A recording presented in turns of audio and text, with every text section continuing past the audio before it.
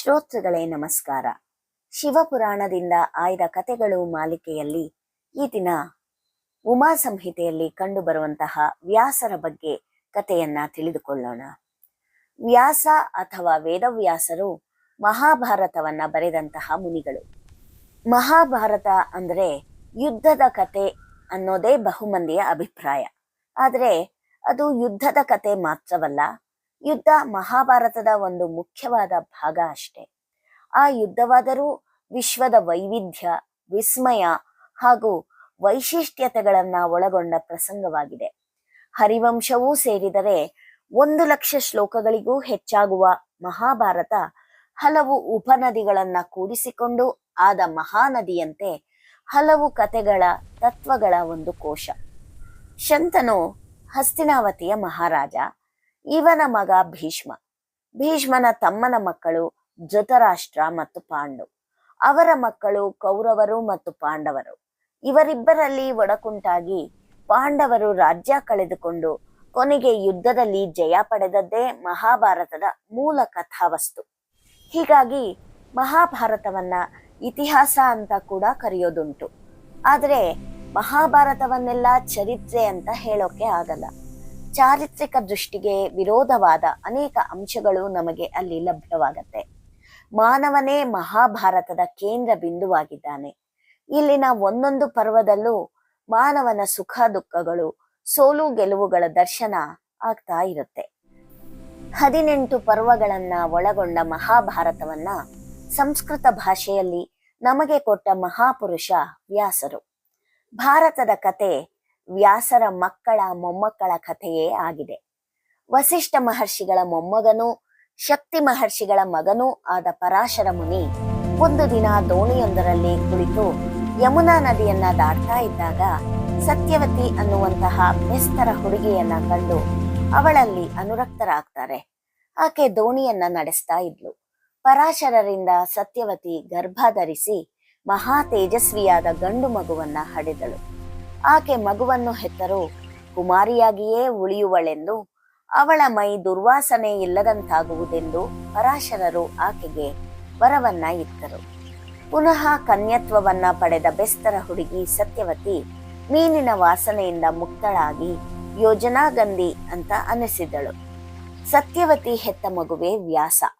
ಯಮುನಾ ದ್ವೀಪದಲ್ಲಿ ಹುಟ್ಟಿದ ಕಾರಣ ವ್ಯಾಸರಿಗೆ ದ್ವೈಪಾಯನ ಅಂತ ಕರೆಯಲಾಯಿತು. ಅವರ ಮೈಬಣ್ಣ ಕಪ್ಪಗಿದ್ದುದರಿಂದ ಕೃಷ್ಣ ಎಂಬ ಹೆಸರು ಸೇರಿಕೊಂಡಿತು. ಹೀಗಾಗಿ ವ್ಯಾಸರನ್ನ ಕೃಷ್ಣ ದ್ವೈಪಾಯನ ಅಂತ ಕರೆದರು. ಸುಂದರ ಪರಿಸರದಲ್ಲಿ ಬೆಳೆದು ದೊಡ್ಡವರಾದ ವ್ಯಾಸರು ಬಹುಬೇಗ ವೇದಗಳು, ಶಾಸ್ತ್ರಗಳು, ಕಾವ್ಯ, ಪುರಾಣ, ಇತಿಹಾಸ ಹಾಗೂ ಜ್ಞಾನದ ಇತರ ಶಾಖೆಗಳಲ್ಲಿ ಅಪಾರ ಜ್ಞಾನ ಸಂಪಾದಿಸಿದರು. ವಿದ್ಯಾಭ್ಯಾಸ ಮಾಡಿ ಪ್ರಬುದ್ಧರಾದ ವ್ಯಾಸರು ತಪಸ್ಸು ಮಾಡುವ ಸಲುವಾಗಿ ಬದರಿಕಾಶ್ರಮಕ್ಕೆ ಹೋಗುವೆ ಅಂತ ತಾಯಿಗೆ ಹೇಳಿ ಮನಸ್ಸಿನಲ್ಲಿ ನೆನೆದಾಗ ತಾನು ಬರುವೆ ಅನ್ನೋ ಭರವಸೆಯನ್ನ ಕೊಟ್ಟು ಹೊರಟು ಹೋಗ್ತಾರೆ. ಬಹಳ ಕಾಲ ಬದರಿಕಾಶ್ರಮದಲ್ಲಿ ಇದ್ದುದರಿಂದ ವ್ಯಾಸರನ್ನು ಬಾದರಾಯಣ ಅಂತ ಕೂಡ ಕರೀತಾರೆ. ವ್ಯಾಸ ಎನ್ನುವುದು ಯಾವುದೇ ಒಬ್ಬ ವ್ಯಕ್ತಿಯನ್ನು ಗುರುತಿಸುವಂತ ಹೆಸರಲ್ಲ, ಅದು ಒಂದು ಬಿರುದು, ಪದವಿ. ಪ್ರತಿ ದ್ವಾಪರ ಯುಗವೂ ಒಬ್ಬೊಬ್ಬ ವ್ಯಾಸನನ್ನ ಕಾಣುತ್ತೆ. ಮತ್ತೊಂದು ದ್ವಾಪರ ಯುಗ ಬರುವವರೆಗೂ ವ್ಯಾಸ ಎಂಬ ಬಿರುದು ಆತನದ್ದಾಗಿರುತ್ತೆ ಅಂತ ಕೂಡ ಹೇಳ್ತಾರೆ. ಪ್ರಸ್ತುತ ವ್ಯಾಸ ಮಾನವ ಜನಾಂಗಕ್ಕೆ ಒಂದು ವರವಾಗಿರುವ ಮಹಾಭಾರತವನ್ನ ಬರೆದಂತಹ ಮಹರ್ಷಿ. ಆಚಾರ್ಯ ಗೌತಮರು ವ್ಯಾಸರಿಗೆ ಉಪನಯನ ಮಾಡಿಸಿ ಬ್ರಹ್ಮೋಪದೇಶ ಮಾಡಿದ ಸಂದರ್ಭದಲ್ಲಿ ವ್ಯಾಸರನ್ನ ಆಶೀರ್ವದಿಸಿ, ವ್ಯಾಸ ಬಹುಕಾಲ ಬದುಕಲಿ, ಧರ್ಮಪಥದ ಕೊನೆ ಮುಟ್ಟುವವರೆಗೂ ಬದುಕಲಿ ಅಂತ ಹೇಳಿದ್ರು. ಆಗ ವ್ಯಾಸರಿಗೆ 6 ವರ್ಷ ಅಷ್ಟೆ. ಹೇಳಿಕೊಟ್ಟ ಮಂತ್ರಗಳನ್ನ ಸರಿಯಾಗಿ ಸ್ವರ ಸಹಿತ, ಶ್ರುತಿ ಸಹಿತ ಹೇಳಿದ್ರು. ಗೌತಮರು ಹೇಳಿದಂತೆ ವ್ಯಾಸರು ಪ್ರತ್ಯೇಕ ವ್ರತಬದ್ಧರೇ ಆಗಿದ್ದರು.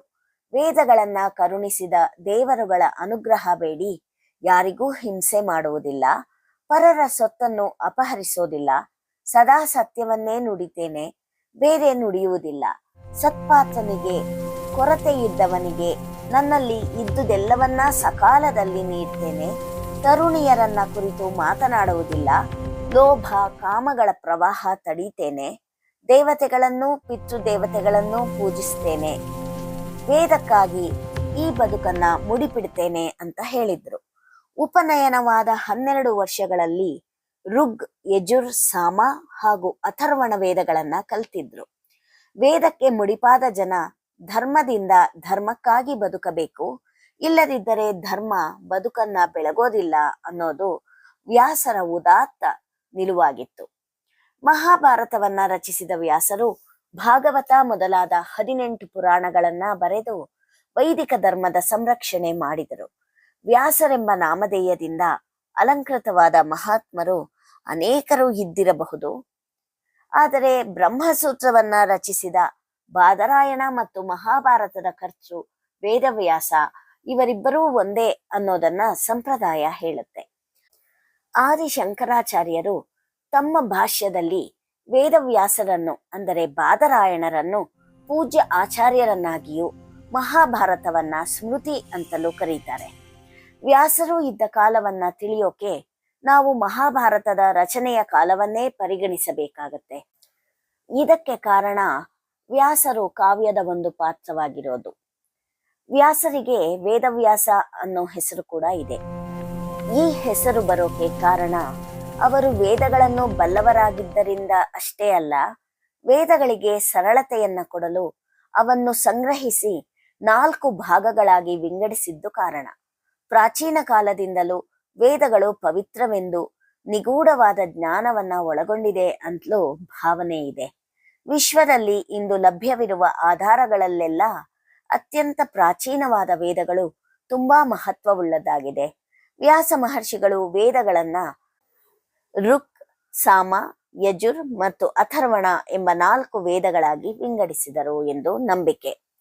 ತಮ್ಮ ಶಿಷ್ಯಂದಿರಾದ ಪೈಲ, ವೈಶಂಪಾಯನ, ಜೈಮಿನಿ ಹಾಗೂ ಸುಮಂತು ಇವರಿಗೆ ಆ ವೇದಗಳನ್ನ ತಿಳಿಸಿಕೊಟ್ಟರು ವ್ಯಾಸರು.